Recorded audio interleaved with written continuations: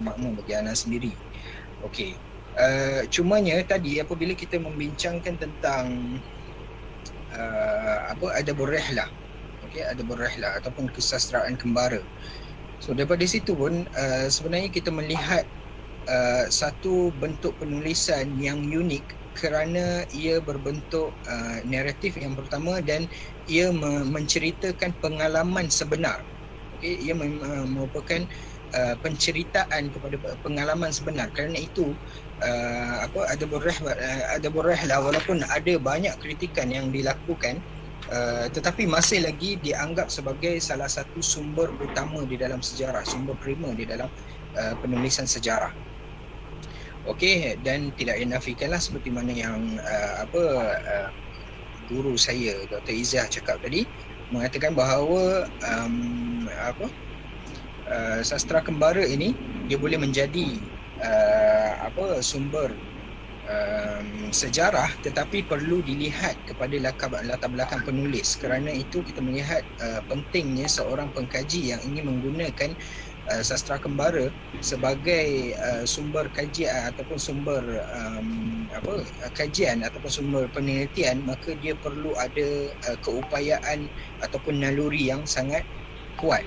Okey, dia kena ada naluri yang sangat kuat, dia kena ada beberapa kemampuan untuk menilai sejauh mana kebenaran yang digambarkan oleh penulis. Sejauh mana gambaran yang digambarkan oleh penulis, seperti yang telah diceritakan oleh Dr. Fairuz Akhtar tadi sebagai contoh dalam pelayaran Abdullah tadi kan. Okey, jadi semua itu adalah satu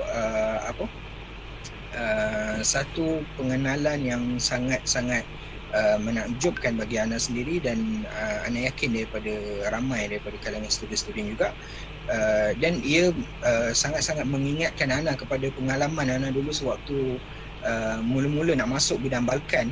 Ana mula membaca travelog, catatan-catatan yang dilakukan oleh pengembara pada waktu itu. Antaranya Ana ingat Evliya Çelebi. Evliya Çelebi adalah seorang pengembara daripada Turki. Okey, dia berbangsa Turki dan dia melakukan pengembaraan yang agak meluas, walaupun tidak seluas ataupun tidak sejauh yang dilakukan oleh Ibn Battutah dalam Rihlah Ibn Battutah, tetapi Evliya Çelebi dalam Siyahat Nameh tadi Ana baru belajar sebutan tu daripada Dr. Farus. Okey, Siyahat Nameh. Kalau sebelum ni Ana baca Nameh, rupanya dia ada bentuk tafkhim di situ, Siyahat Nameh. Dan itu satu catatan yang sangat bermakna yang kita boleh lihat dan sangat mengandungi banyak konten sejarah yang boleh kita cedok. Dan di samping ia juga merupakan satu bentuk penulisan ataupun satu bentuk pembacaan yang santai dan menyeronokkan. Tapi of course lah kita kena ada kemampuan berbahasa. Contohnya macam tulisan yang ditulis oleh Evliya Çelebi ini ditulis di dalam bahasa Turki, dan bahasa Turki ni dia ada akan seperti bahasa Parsi sedikit, dengan penambahan beberapa huruf yang tidak ada di dalam bahasa Arab. Tapi Ana menggunakan beberapa, sayangnya ia belum diterjemahkan di dalam bahasa Arab, tetapi sebahagiannya telah diterjemahkan di dalam bahasa Inggeris. So antum boleh carilah Siyahat Nameh yang ditulis oleh Evliya Çelebi. Begitu juga dengan Rihlah Ibn Battutah yang diceritakan oleh Dr. Izzah tadi. Memang satu pengalaman yang sangat bernilai juga pada Ana apabila Ana membaca pengembaraan dia. Dan antaranya yang boleh Ana sebutkan kat sini,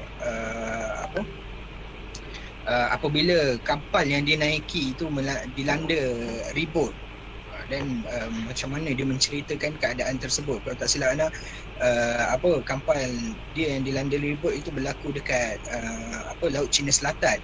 Okey, jadi itu semua adalah satu pembacaan yang menyeronokkan.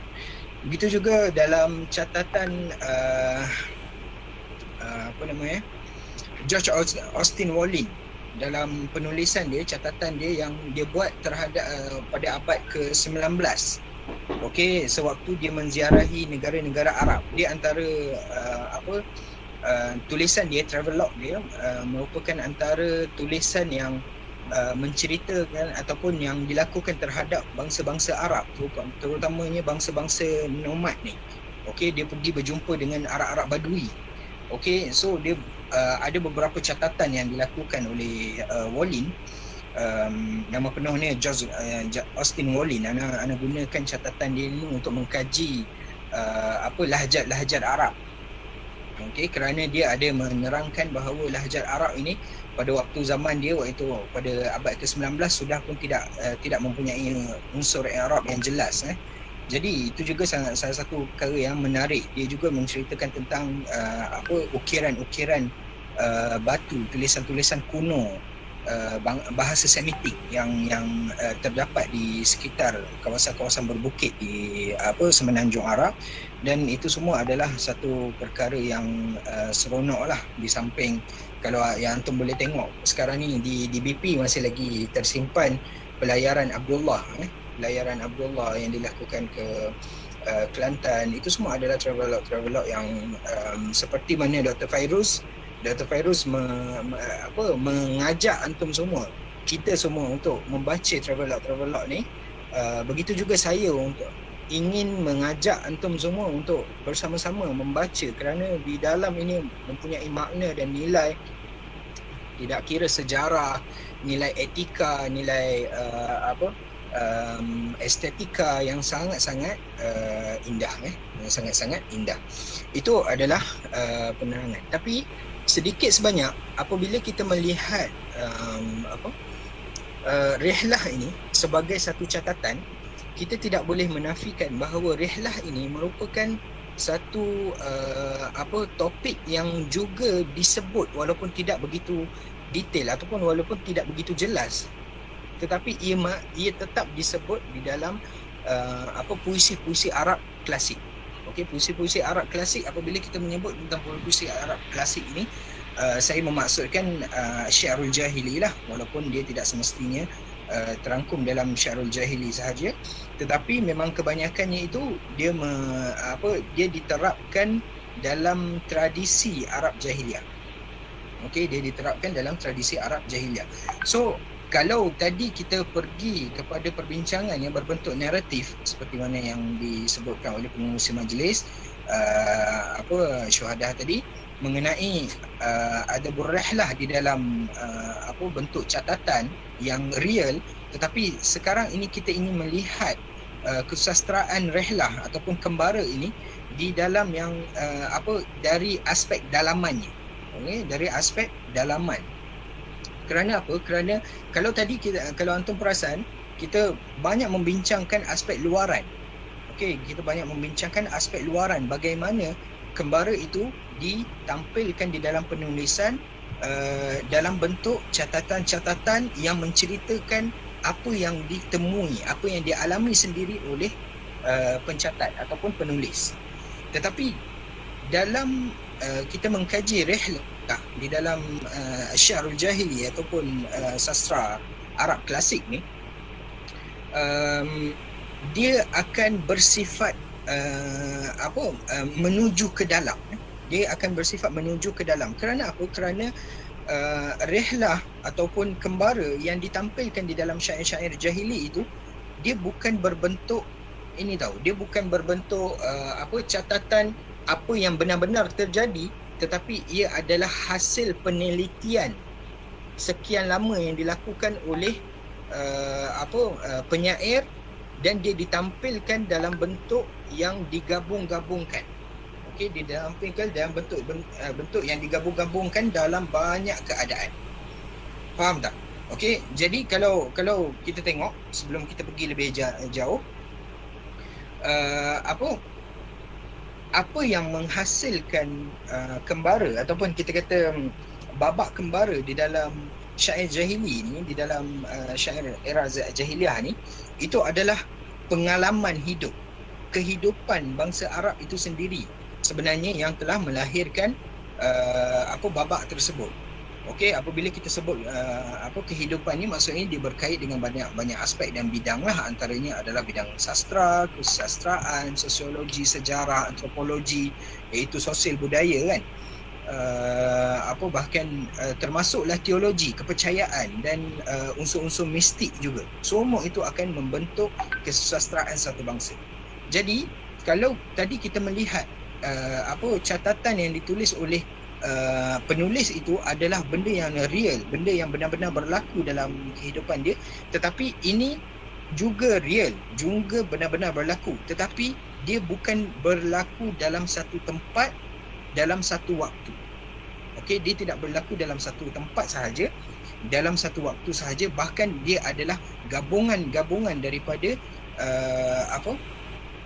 pengalaman yang banyak. Okey, gabungan pengalaman yang banyak yang dilakukan oleh penyair semenjak daripada dia mula memerhatikan dunia. Dia duduk, kita tahu bangsa Arab ni dia duduk dekat padang pasir kan.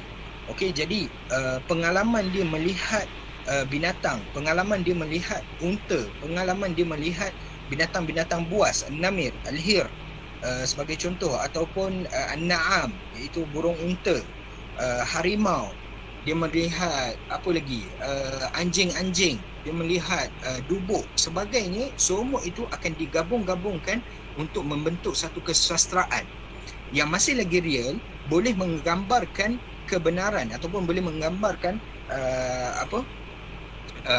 kebenaran sejarah, kebenaran pengalaman, tetapi dia tidak ditentukan dalam tempat-tempat ataupun kronologi tertentu.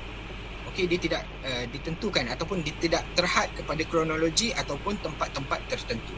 Dia adalah gabungan-gabungan. Okey, so daripada situ apa yang kita dapat adalah bila kita menyebut kesastraan rehlah di dalam syair jahili ini, dia sangat penting untuk kita mengetahui ataupun kita mengenali manusia itu sendiri. Okey, kalau tadi kita nak mengenali tempat dia kan, kita nak mengenali apa yang berlaku di sekitar penulis, kita nak melihat apa yang berlaku di dalam sejarah sesuatu tempat. Tetapi dalam Adabur Rihlah, di dalam Syairul Jahili, dia mengenai apa yang berlaku di dalam pemikiran dan jiwa penulis ataupun jiwa penyair tersebut. Itu sesuai dengan apa yang disebutkan oleh John Dewey di dalam buku dia. Buku dia yang sebenar ditulis dalam bahasa Inggeris. John Dewey ini merupakan seorang ahli falsafah daripada Amerika. Okey, dalam buku dia pada 1934 dia menulis sebuah buku Art as Experience. Okey, Art as Experience maksudnya kesenian itu sebagai suatu pengalaman. Okey, dalam tu dia ada sebut, saya boleh petikkan dan terjemahkan dalam bahasa Arab. Dia kata apa? Innal amal al-fanniya laysa mujarrad thamrat al-khayal fahasb. Nampak? Dia kata hasil kesenian, hasil kesusastraan itu bukan hanya semata-mata unsur imaginatif.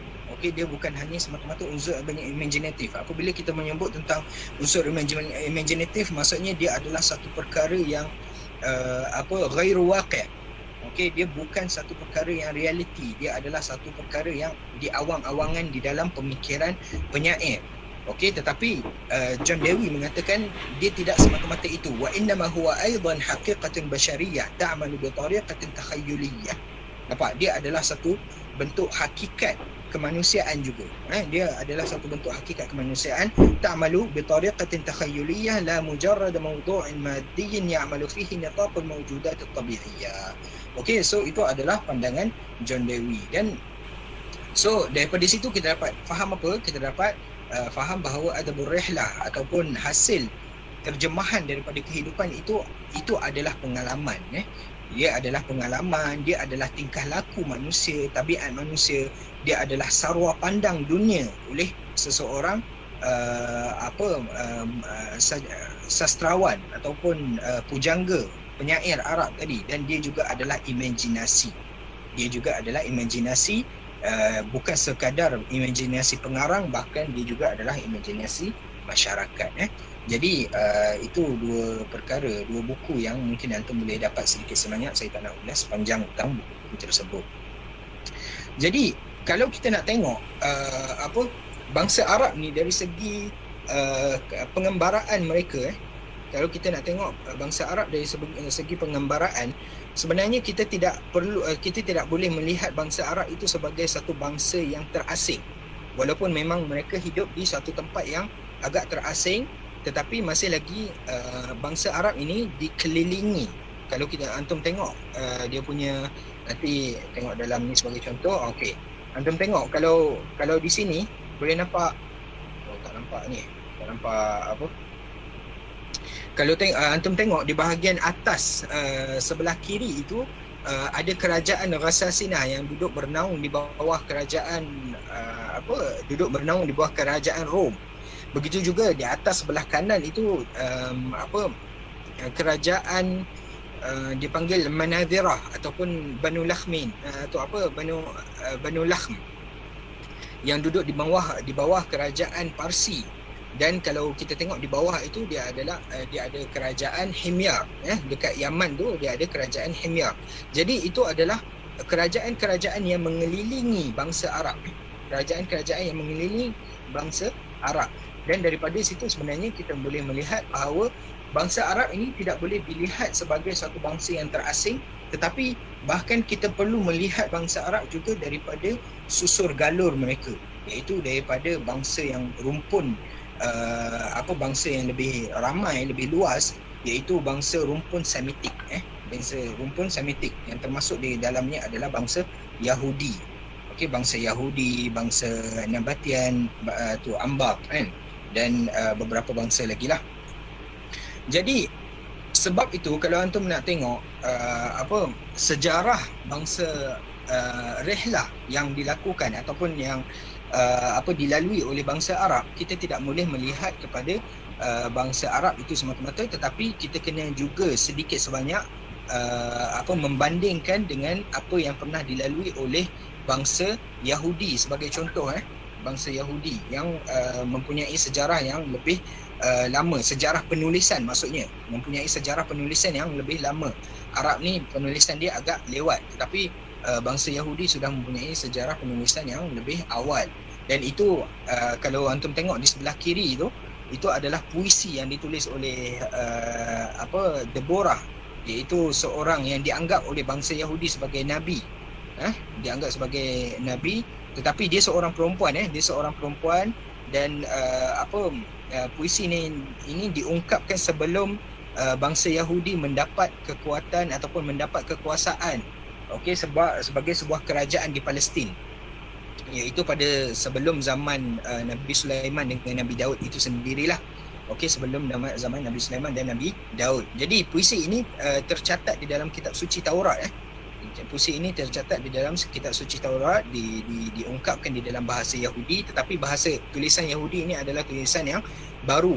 Dan daripada situ antum boleh tengok Wolfenson, dia Israel Wolfenson dia mengatakan bahawa syair ini mempunyai ciri-ciri yang sangat-sangat saling menyerupai dengan ciri-ciri yang antum boleh lihat di dalam syair-syair Hamasah dipanggil,